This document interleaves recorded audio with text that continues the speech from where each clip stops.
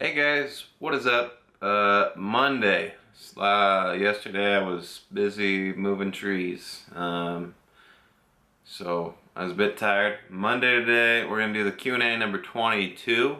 Just to let you know, we just reached 20,000 subscribers, which is great. Moving along slowly. Just kidding.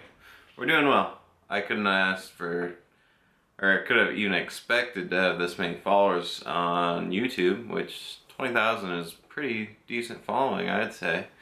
So yeah, I definitely didn't expect it. You guys are awesome. Keep liking the content, sharing if you do.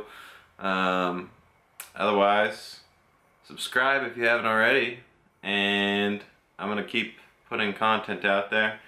I got a lot of video stuff that I've yet to edit. I've just never had a day where I just have time to sit down and edit video. So if I do get that time, you'll be sure to get some more footage. So yeah, the more money I can make from these videos, the better, right? Just kidding.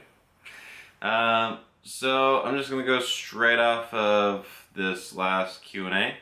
Looks like there's some good questions here, a lot of upvotes or thumbs up, whatever you want to call them. I'll call them upvotes. So Lava Monkey, I think we answered one from him earlier. He says, personal opinion, SBD or strong sleeves. Personally, I like strong sleeves. They are at a better price. I think the quality is the same. I haven't had any issues with them, and they work well. If you're looking for more comfort, I'd say the SBDs are more comfortable, but that's about it, I guess. I think quality is pretty much the same, but you're paying more for SBDs, so why not pay a little less, get the same quality, get a better product, boom, there you go. 2, do you think we should be allowed to use elbow sleeves in meets?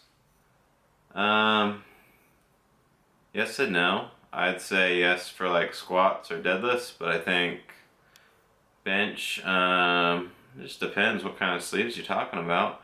If they're just like I usually do like the slingshot, just the original sleeve they put out, and that doesn't really help on a bench, but it definitely allows more comfort. So things like that, or like the slingshot cuffs, things like that I think should be allowed. But if it's giving a lot more support, then I'd say no. David Ailing, I don't even know. Have you ever lost motivation in your training? If so, how did you pick yourself up? It's a great question. I do that often. It's hard to continue to train at the level that I do.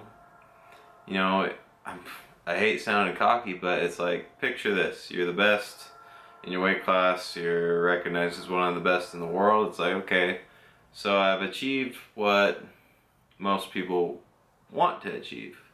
I've done some things that no one's ever done. How much further do I go? How much further should I go? And I can't answer that. I still feel like there's a need or a desire to go further. I think there's more to do.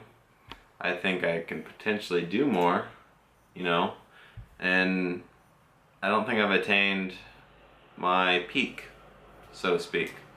So that's kind of my motivation still. Otherwise, like, seeing my following, even though you guys might not expect anything of me, mentally I kind of tell myself, like, okay, these guys, they follow me for a reason. They want to see what's possible. They want to see how I train. They want to see this. They want to see that, So I sit there and I'm thinking, okay, well, not only am I doing this for myself, but I'm actually helping others. And that's a huge motivation, to be able to help other people, to whether it's in training or just life, to open their minds, okay, maybe more is possible. If I set a goal to do it, then maybe I can do it. That's ultimately my motivation. Other than that, I'll, listen to music. Music's great. motivational videos. Those are all kind of motivational factors for me. And that's kind of how I pick myself up. So, next question. Ralph Pereira. Shit, you guys. Make your names like simple John Smith or something. And I can read it off. What's your favorite episode of South Park and favorite character? I don't remember if I went over this one, but I think I did go over this one. You guys, crazy people. I think it's the World of Warcraft one, mainly because I used to play World of Warcraft, so at the time it was super funny, and just a lot of memories there, I guess. And Cartman is my favorite character on South Park. Trevman WV, have you ever pooped when squatting or deadlifted? Or have any funny lifting stories? You know, I do have some funny lifting stories. I've never pooped. I know you guys want to hear that I have. But no, I haven't. Pulled some muscles before. I passed out once. Long time ago. When I was training once, or in my high school, when we were training, there was a kid that shit himself a couple times, which is pretty bad, that it happens more than once. But yeah, honestly, I can't go into it right now because my battery's at 8% and I want to get this video done. But maybe I can do a video of just funny lifting stories. Maybe that'd be fun. Alright, next question. Jack Cameron, it seems your sleeping cycle is often changing. Does this affect your training, overall performance? It is changing. It changes all the time.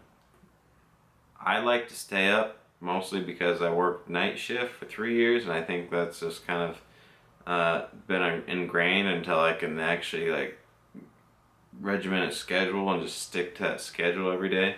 But I stay up till midnight or 1 a.m. working, and I just haven't found my groove. But I get enough sleep to where it doesn't affect me. I think I could be performing better if I was on a specific schedule. But as far as that goes, you know, I have my nutrition pretty on point. Supplements are on point. Training's always pretty scheduled or laid out. So the sleep, I get enough sleep, it's just not on a consistent pattern. I think if it was, it might help a little bit, but I feel like I'm getting enough sleep to recover, and that's the important part. So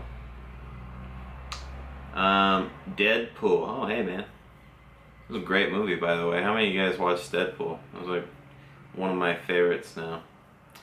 Should I start doing block/rack pulls even though I have no problem with a lockout on deadlifts? No.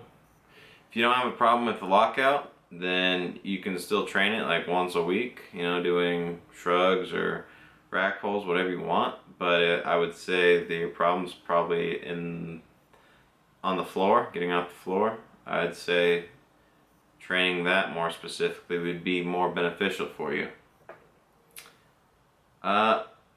Jesus, man. What kind of question is that? Higher volume or lower volume for teens, sets, reps, etc. High volume.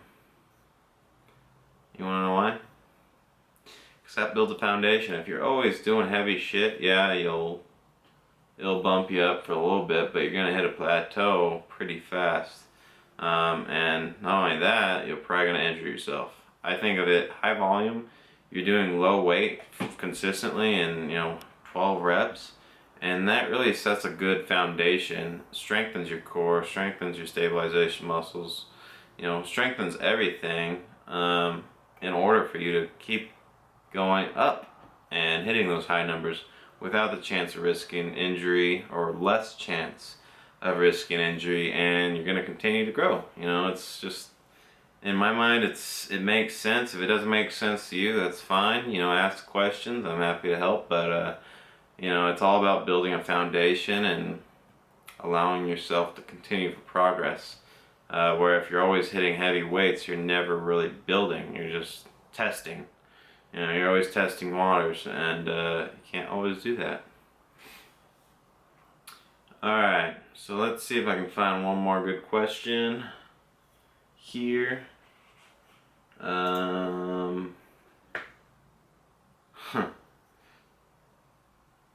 Nice.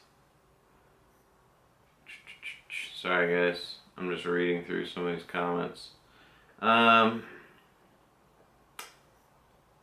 guy has a weird one. I'm not gonna read that one off. Okay. Last two maybe.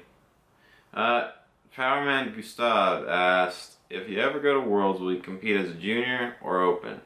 And I guess you will not go to Texas if you don't compete. Have a nice day, champ. I've been banned from USAPL. It actually ends this month on the 15th, I believe. So I'll go back and compete. Obviously it was a drug test for a stupid stimulant, so just not take that stimulant again, as I've previously mentioned. So I think this year was my last year to go to Worlds as a junior, so I will not be competing as a junior. Next question. Eldon Babick, do you or have you ever used knee wraps in training? Would you compete in wraps? Yes, I used to use wraps when I was doing single ply years ago. And of course I was with the suit and everything. But I do plan to do a meet in wraps. I'd really like to do that at 198 and just reset that wrapped record, since I've already hit more without wraps. You know, I'd like to squat over 8 in wraps. I think that would be a good goal for me, and hit like a 2100 total. I think it'd be doable. I'd be really close. But yeah, that'd be awesome, right? I think I should definitely do a meet in wraps just to see how it goes. Other than that,